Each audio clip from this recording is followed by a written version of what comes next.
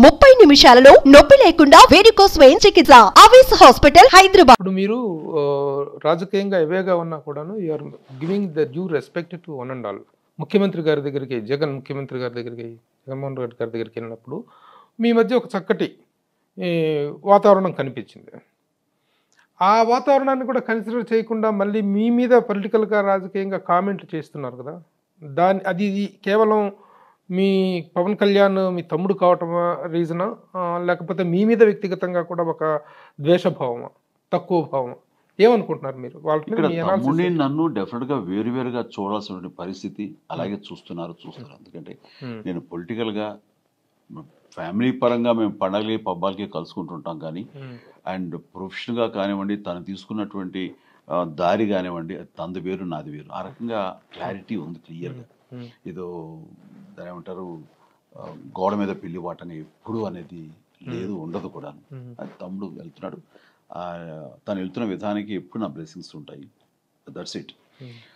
కానీ డైరెక్ట్గా అనేది మాత్రం నేను పాలిటిక్స్లోకి రాను, నా ప్రమేయం లేదు, నాకు అవసరం లేదు. సో నాది సినిమా తప్ప మరొక ధ్యాస లేదు.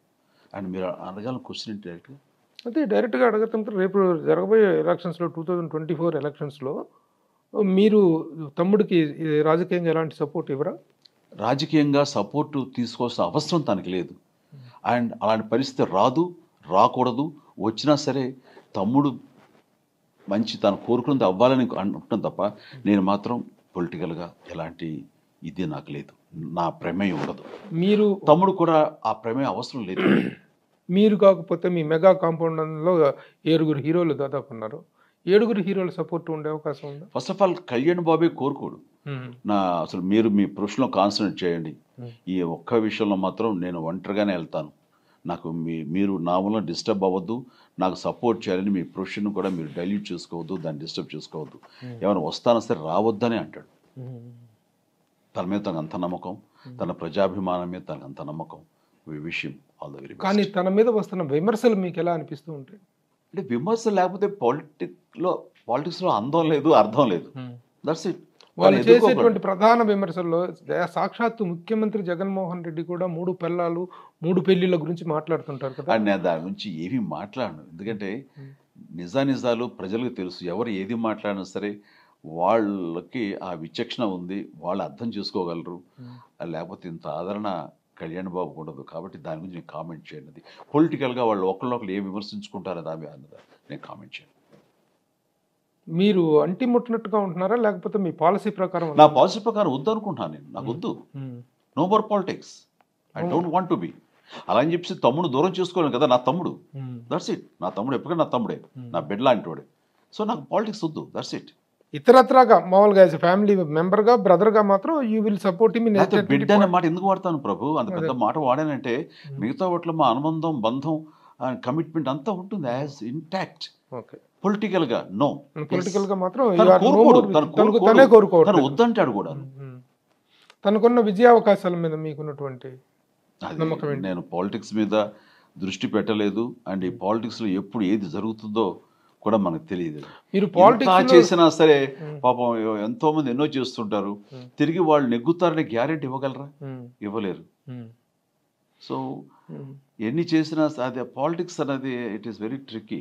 కాపులు అనేటువంటి వాళ్ళు రాజకీయంగా అక్కడ ఒక నిర్ణయాత్మక శక్తిగా ఆంధ్రప్రదేశ్లో ఉన్నటువంటి సమయం, ఇప్పుడు పవన్ కళ్యాణ్ గారి మీద కూడా ఉన్నటువంటి ప్రధానమైనటువంటి ఒత్తిడి ఆ కాపులని తీసుకెళ్ళి కమ్మోళ్ళకి అమ్మేస్తారా, గుత్తగత్తంగా అమ్మేస్తారా అనేటువంటి ఒక విమర్శ అనేటువంటిది ఆ రోజున అన్నయ్య కాంగ్రెస్ని తీసుకెళ్ళి దాంట్లో అమ్మేశాడు, ప్రజారాజ్యాన్ని తీసుకెళ్ళి కాంగ్రెస్కి అమ్మేశాడు. ఈ రోజున కాపులను తీసుకెళ్ళి కమ్మోళ్ళకి అమ్మేస్తాడు అని చెప్పి రామ్ గోపాల్ వర్మ అనేటువంటి ఒక దర్శకుడు కామెంట్ చేశాడండి.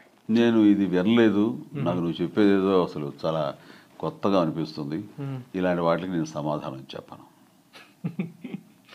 ఈ రామ్ గోపాల్ వర్మ మిమ్మల్ని కూడా, మీ మీద కూడా రకరకాల కామెంట్లు చేస్తూ ఉంటాడు. అది అతను నైజం. చేయకపోతే ఆయన ఎందుకు అవుతారు? ఎప్పుడు ఖండించరా?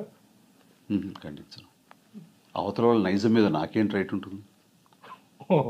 వాళ్ళ నైజం మీద. నైజం మీద. Okay okay. అంటే అలాగే ఏ స్థాయికి వెళ్ళిపోయి మాట్లాడినా మీరేమి స్పందించకపోవటం అనేటువంటిది ఒక అలుసుగా తీసుకునే అవకాశం ఏర్పడుతుంది కదా. తీసుకుని అన్నమానండి, దానివల్ల నేనేం నష్టపోతాను? నేను ఏమాత్రం నష్టపోను. మధ్యస్థులకి తటస్థులకి అది సరదాగా ఎంటర్టైన్మెంట్గా ఉంటుంది. Let them enjoy. సో ఈ కైండ్ ఆఫ్ థింకింగ్కి బాగా ఇదైపోయి మీరు ఒక స్థితప్రజ్ఞతో ఒక రకమైనటువంటి ఒక మైండ్ సెట్కి వెళ్ళిపోయారు. You are looking above. అంటే నాది నన్ను ప్రేమించే ప్రజలు బాధ్యత అంతవరకు ఉంటుంది, నా ఆలోచనలు ఆ పరిధి మేరకు ఉంటుంది. వీళ్ళు చెప్పేది అవతల నిజమని నమ్మితే నాకు అనిపిస్తుంది, అయ్యే అది కాదు కదా అని.